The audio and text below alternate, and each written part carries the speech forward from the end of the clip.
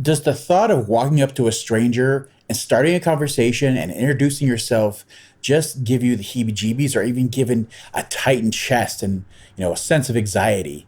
Does the idea of building a network of like-minded individuals in music and the industry around you really give you nightmares? Well, today we're going to talk about how an introvert can really still build a network using all the skills that we're going to share today. Let's have a think on that. Hey everybody, welcome to today's episode. So glad to have you with us. I have a great insightful video for us today. We're going to share lots of great thoughts and ideas. I thought it'd be a great idea to talk about looking at the world as building this network in music, which is really vital, important to growing your career as a musician if you're truly serious about it. And not all of us are mentally and physically built to do such a thing. Some of us are introverts, and I've been that way my whole life. Just the idea of being in a room with, over 20 people makes me want to throw up. I just absolutely hate it. But there's ways that you can still leverage what you do and still find a way to build a great network of musicians around you so that you can prop up what you're doing, be a part of what they're doing, get exposed to things that you would never be exposed to by following these steps. Just 5 quick ones, and of course, we'll go over them all. Just before we start, gonna take a second, say thank you to everybody who's been watching all the episodes, giving us the likes, giving us the subscribes, joining the community. You guys are the best. Thank you so much. If you haven't, your first time here, or you just been watching and haven't done it yet, give us a subscribe, join our community, give us a like if it helps you. These are videos. Every time you give a like, it gives a bigger push out there to the world. So all those things help. Again, thank you guys so much. You're the best. Let's get right into it. So the first tip I want to share with you is if you're an introvert, if being in a large group of people or sharing yourself or trying to reach out to another person really gets to you, the best way to get around that as a beginner, as you're starting out, is to spend extra time developing your social media presence and your presence online, whether that be your website or your social media platforms, and build yourself out that way. Share what you're doing and start getting some numbers and some followers that way, just by being consistent and getting, a following that way. And then use those platforms to reach out to people. So instead of doing that really nervous thing of walking up and saying, hey, I'm so-and-so, I play music too, I'd like to talk to you about what I do or what we can do together, all those kind of things, they really just make your skin crawl. You don't have to do that because you can do it over the internet and just give yourself that shield of the internet of, hey, how you doing? I'm so-and-so, look at my stuff, here's what I do. I really like what you're doing. Maybe we can find a way to work together. Maybe we could be on the same bill together and play music together. All those kind of things are just possibilities, but building out your network, going that direction really can be a huge way to do that. And doing it online really gives you that sense of separation of not having to put yourself up fully in front of somebody or feel like a fool because you don't know what to say in the right moment. It gives you that time to think about and calculate and be more purposeful with what you're going to respond with. That's the same reason that dating really moved to being online, message based after 2010s, just because it gives you that separation, that bit of where everybody could be a little more confident and show the parts they want to show on their dime, during at the time they want to share, and go from there. So if that's really, your big thing holding you back from moving forward is growing a network, here's where you start. Start talking to people online, even if it's just to say, I like what you're doing. Can I learn a little bit from you? All those kind of things. It's a great way. And just being friendly, like I said, just saying, I like what you do, or here's what I really like, what you're doing, or just giving likes consistently. It's a great way to start building a network.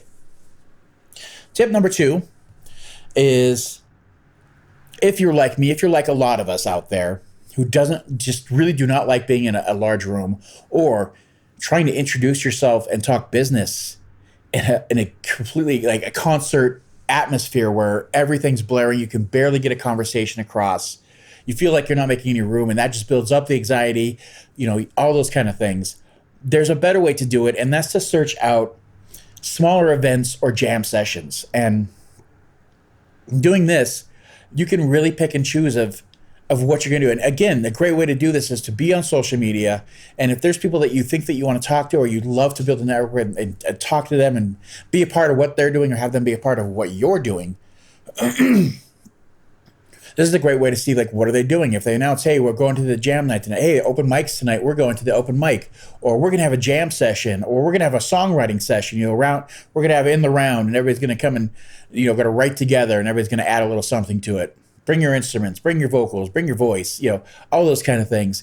And you can start to meet in smaller venues and really build a network and a relationship in that manner, as opposed to like going to their show when they're already overwhelmed and they're already got 100 other people talking in their ears at all time and trying to find that time. That's usually one of the worst times to try to network is at one of their shows. If they're coming to your show and you want to make time for them, that's great. But I have this policy myself, at least. I will not go up and talk to somebody before they play a show, because that's their time to get ready. It's their time to find their right mental state that they want to be in to put on a great performance. And I don't want to interrupt that in any way, shape, or form. So finding these smaller, little more intimate things are such a great help, and it's a chance for them to see what you do. You get to see what they can do in a live setting. It's just perfect. So great tip there. This one here, number 3, as we're moving on, is one of my favorites.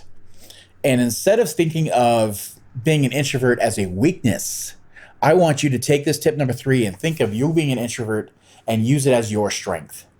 And what I mean about that, as an introvert, as a person who does not like to be in large crowds, a tendency and there's a very high likelihood that if you are an introvert, you're really good at listening. You are good at taking in information, letting people speak and reflect so much what they want to hear, or, what they need to hear, and be a real person engaged in a conversation that's not superficial about, you talk about you, I'll talk about me, and we'll just say words. Introverts, I find, are very great about listening and really understanding about your story. And then maybe they'll share a story of theirs, but it's going to relate to your story.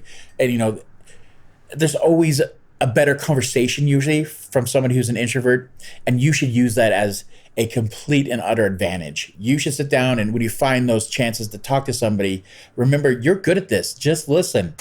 See what their story is. Try to be understanding, or, celebrate their wins. See what you can do to help them, or how you can help each other. This is the greatest, get your foot in the door, because they're going to instantly respond to you, especially when you get like those extroverted people. I guess we sometimes call them type A personalities, where they just want to talk about themselves. They just want to, everything's got to be about them, how great they are. We're kind of like their kryptonite, because they'll just come and we absorb it, and we can think in our heads and just sit back and be like, yeah, you're great. And then they just keep talking and talking. At some point, they run out of fuel, and then there's this time for this great conversation, because they're such a great listener. You can reflect to them back to, say the things that they've said, or, here's what you're great at. I love what you're doing. Hey, maybe we can do this. Here's how we can work together. Can we collaborate? All those kind of things. Remember, use this as a strength, not a weakness. Number 4 is collaborate without pressure. I've said collaborate a lot in this, but this one is where you start to focus. And it's, again, a strength of an introvert is that you are able to separate a bit and hyper focus in smaller groups, or just one-on-one. You're really good at this. And collaborating without pressure is, just finding a way to, in a one-on-one situation, again, turning whatever they're saying, what they're doing, and finding a way to be a part of it. Hey, I can take great video. Can I help you out? Can I take some video during your shows? Or maybe you want to help me make a music video for you? Or, I'm great at doing audio. Is there something I can do? I can maybe do some recordings and help you out and build you up that way. Or maybe you're fantastic at social network, and you're like, hey, I see you guys doing great things, but you're not getting the numbers you should. Maybe I can help out and give you guys a more consistent schedule and get you, better posts out there, so people really start to see what you're doing. Where it is, find a way to be a part of that. And even better if it's music. If you're like, hey, I'm a great lead player, you want to do I can do some lead guitar playing on your tracks, or I can help you write this and this, or this song could use some piano. I'm a great piano player. If you can offer something musically, more points to you, you're doing even better. but finding a way to be collaborative and just use your skills at being a one-on-one communicator and to turn that into something how you can be useful to them and start growing your network that way. Because then the more you do that, the more that when they get in a crunch situation and they need somebody, you're top of the list that, hey, so-and-so is great at this, let's get them in here. Or, we need to add somebody to our bill. They're great at this. I know they're great musicians. We can add them onto our bill and they can open for us. You start getting opportunities based on this. And it's a great way to start building your network. Last but not least, number 5, follow up without fear. So this one is, I think, one of our number one hard parts of being an introvert. If you're looking deep at yourself, and you truly are, and I'll share more about myself than I really wanted to, is just, this is that one thing that I really hate. I can even feel myself starting to wring my fingers. I just hate it when I'm done socially with people and we've talked and we've made our plans. The second I get to the car, the second that I walk out of the room, I'm in instant regret mode of, I don't want to talk to anybody anymore. I don't want to, whatever I committed to, I don't want to do that now. And I'll walk away and let things die off. But if you follow this tip, I promise it will kind of get rid of this harshness of being an introvert and start helping you build networks. It's that when you're with somebody, find a way to get your follow-up done when you're with them. So, hey, we should do so-and-so, put it into your phone, make a calendar, make a reminder, do it right then and there. And it helps so much when you walk away. And or even if it's that first couple minutes of you're separated, they've walked away and you just have time, make some way of making it a permanent thing in your life. Put it on a calendar, make sure you can commit to it. These kind of things, the more that I find a way to make it a permanent thing that comes back to me or shows me, and I like to set reminders on my phone, a week out or 2 weeks out, just to give myself a heads up of so-and-so's coming over, or we're going to meet up in 2 weeks. And then a week, it'll give me another reminder. And then the day before, it'll give me another reminder. And it helps me break down those barriers of, I don't want to see anybody or do anything to, okay, I've committed to this. Okay, it's coming up. I knew about this. It's not such a big deal. And it works fantastic. I promise if you can just start to do this follow-up routine, it gets rid of that fear and breaks it down. And you stop not doing things, and you start to build your network because you're consistent. And people like consistency. People reach out to consistency. People want to collaborate with consistent people.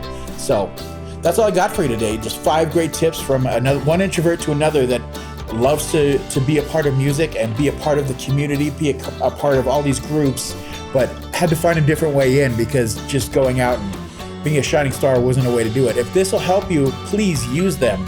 And maybe you're not that person and you don't have that issue, but there's other great episodes. Check those out.